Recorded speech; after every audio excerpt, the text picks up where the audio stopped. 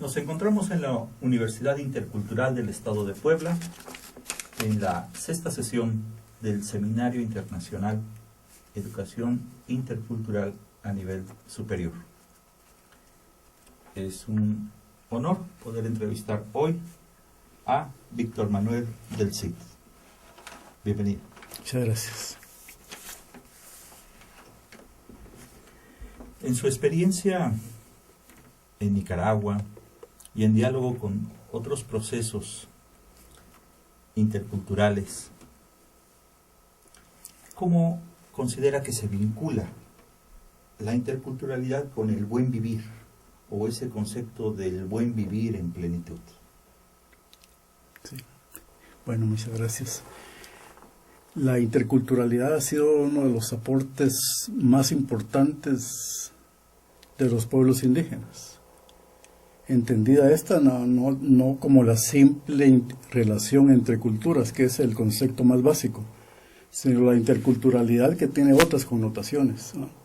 Como la crítica a los sistemas hegemónicos, a las prácticas del racismo, de la discriminación, las hegemonías impuestas sobre los pueblos, que han resultado en inequidades, en injusticias y en otras formas que atentan contra la vida. La interculturalidad para los pueblos indígenas es cambiar todo esto, ¿no?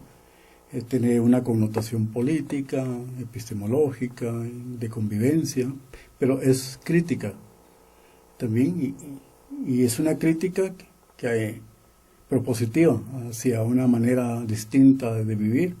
Por eso algunos dicen que es una utopía, un sueño por alcanzar, porque no es la simple multiculturalidad, que es la coexistencia de diferentes culturas en el mismo territorio.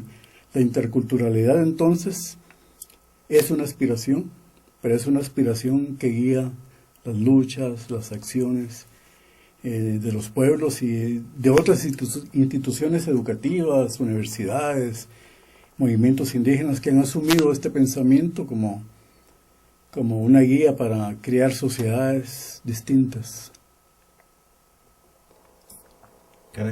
En ese proceso de construcción de una sociedad diferente,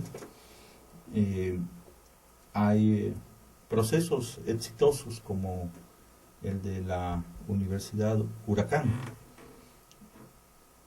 y el énfasis que esta institución hace en cuanto al método de investigación, acción, participación, considerado como ideal para el trabajo con la comunidad. ¿Cómo considera usted que esto colabora a la construcción del aprendizaje, del conocimiento, la relación del individuo, la comunidad? ¿Cuál es la perspectiva que tiene al respecto? Yo creo que las universidades interculturales en América Latina han sido un referente muy importante, fundamental para estos procesos de un nuevo tipo de educación, en la que no solo se trata de proveer el acceso de estudiantes indígenas y afrodescendientes, sino también proponer nuevas epistemologías y nuevas pedagogías. Y destacan, por ejemplo, las universidades interculturales de México, como una de las experiencias que hay que aprender y que hay que reflexionar. La Universidad de Huracán, que es una experiencia pionera que nace al calor de la autonomía en la costa caribe de Nicaragua.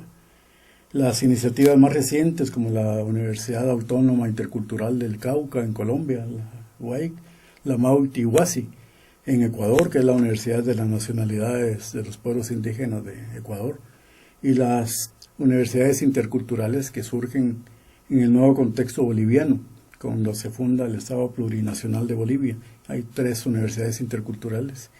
Y entiendo que hay una iniciativa muy reciente en Venezuela, también de otra universidad intercultural. Entonces ahí, trabajando el tema indígena, digamos, desde los pueblos, las universidades interculturales comunitarias, las universidades convencionales, algunas han incorporado algunos elementos de interculturalidad y han creado institutos o centros de investigación para el trabajo étnico, ¿no? Entonces ahí están las universidades convencionales y surge este nuevo tipo de universidades interculturales comunitarias que incorporan propuestas distintas y se nutren de diferentes epistemologías. Primero el reconocimiento que no solo hay una manera de crear el conocimiento. Esa es la llamada ciencia occidental, que ha tenido una evolución desde que surge del Renacimiento y llega hasta la Reforma de Córdoba en 1918 y avanza hacia formas distintas, pero que siguen siendo algunas muy cuestionadas por su positivismo o el neopositivismo, es sobre su manera de hacer ciencia, que es la llamada ciencia occidental. Y hacia eso se ha propuesto desde la educación intercultural que hay también epistemologías diferentes. Y ese reconocimiento a las epistemologías diferenciadas, que cada cultura también tiene su propia forma de crear conocimiento y que es igualmente válido. En esto de la validez, que igual reconocimiento y validez tiene el conocimiento científico, que el conocimiento indígena y afrodescendiente, que es construido desde la observación, desde la experiencia, desde el empirismo, pero que constituye un aporte importante para el patrimonio del conocimiento de la humanidad, ¿no? Y la búsqueda, digamos, de la interculturalidad en el conocimiento es poner en diálogo estos dos conocimientos. Es decir, que no haya un conocimiento hegemónico ni un conocimiento subalterno, sino que puedan ponerse en diálogo los diferentes conocimientos para crear nuevos conocimientos enriquecidos para poder ser aplicados a las problemáticas que afrontan los pueblos indígenas. Muy bien. Tenemos la experiencia de la educación indígena, pero también ese proceso de la llamada educación popular. Seguramente en estos dos proyectos hay semejanzas, hay diferencias. ¿Cómo percibe esa relación? Sí, creo que hay distintas epistemologías que han acompañado a la interculturalidad ahora, ¿no? Y es bueno que no esté sola. En los años 80 del siglo recién pasado, surgió una corriente de pensamiento en Latinoamérica, crítica de la educación enclaustrada, de una educación alejada de la realidad, enajenada. Y de esa crítica surgió una propuesta nueva, que se le llamó la ruptura epistemológica de la educación popular, que era salir de la universidad, del aula, y poder acercarse a las realidades, la realidad de pobreza, la realidad de injusticia, la realidad de la discriminación, y poder problematizarla para que por medio del diálogo, por medio de la palabra, las comunidades populares, las poblaciones, los pueblos pudieran reflexionar sobre las causas de esa situación que afectaba lo que la teología de la liberación le llamaba lo que tentaba contra el reino de Dios, ¿no? Era la vida plena, pero transformar la realidad pasaba por comprenderla, por interpretarla en un proceso crítico, reflexivo, que permitiera transitar de la conciencia ingenua a una conciencia crítica, ¿no? Y de ahí llegar a los planos de la acción transformadora. Entonces hubieron exponentes relevantes de esta corriente de pensamiento. En México, Félix Cadena, Carlos Núñez, otras personas, Orlando Falsborda, había una cátedra ahora con su nombre en Colombia. Paulo Freire, tal vez el insigne, el más emblemático. Pero era también una corriente de pensamiento alimentada desde los movimientos de los pueblos, de las aspiraciones, de los sueños, ¿no? Y surgió también acompañada de la investigación-acción participativa, que era una manera de hacer investigación de manera participativa, donde las comunidades pasaban de ser investigadas a ser investigadoras, y donde se hacía en el entorno comunitario, igual para poder problematizar la realidad y poder crear alternativas en procesos comunitarios. Y surgieron metodologías, ¿verdad? Como los talleres, el arte popular, el teatro, el sociodrama, el dibujo, el mapeo. Se crearon muchas metodologías para crear esos procesos de aprendizaje. Y lo que procuraban estas propuestas era no enseñar contenidos, no enseñar aprendizajes ya preelaborados, sino entregar una manera de pensar, una manera de crear conocimiento, una manera de problematizar.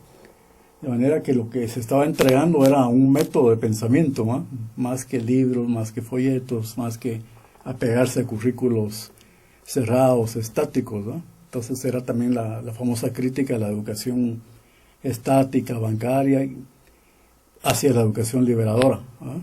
Donde todos sabían un poco de todo. Freire decía, nadie sabe todo, pero nadie ignora todo. Pero si juntamos esto, se crea el conocimiento nuevo, ¿no? Entonces era los famosos aportes para la autonomía de Freire, incluso, ¿no? de complementariedad, de buscarse en los otros, de sentirnos seres inacabados, incompletos, en permanente búsqueda de nuestra identidad, pero que todo esto era compartido y solo era posible si yo encontraba mi complemento en el otro. Es lo que los antropólogos ahora le llaman la otredad, ¿no? El otro, la búsqueda del otro, la construcción del otro. Entonces yo solo me encuentro si me puedo buscar en el otro. Y eso es un poco también la base de la interculturalidad. La interculturalidad es el encuentro de unos y otros. Y tal vez la aspiración era que este unos y el otro se conviertan en nosotros, ¿no? Eso sería la aspiración, pero estas propuestas del siglo pasado fueron opacadas por la llegada de la posmodernidad, ¿no? La globalización opacó esas propuestas. Pero ahora, en esta década, han sido vueltas a ver. Las ciencias sociales de universidades que proponen pedagogías distintas han vuelto la mirada hacia estos y para revitalizarlas, no para copiarlas exactamente como fueron en el siglo pasado, pero para entender sus principios, sus propuestas y adecuarlas, para trabajar en estos momentos los temas más importantes que amenazan la vida de los pueblos, ¿no? Y poder hacer entonces un abanico de propuestas epistemológicas y pedagógicas que puedan usarse de manera diferenciada. O sea, si estamos trabajando territorios, puede ser que una metodología nos sirva para esto. Entonces hacemos el enomapeo, pero si estamos trabajando sobre un problema de salud, puede ser que entonces sea una investigación participativa. Si queremos reconstruir un proceso, podemos usar la sistematización. Es decir, tenemos la suerte de tener diversas epistemologías y diferentes pedagogías, diferentes maneras de crear conocimiento y diferentes maneras de que estos conocimientos se conviertan en aprendizajes, ¿no?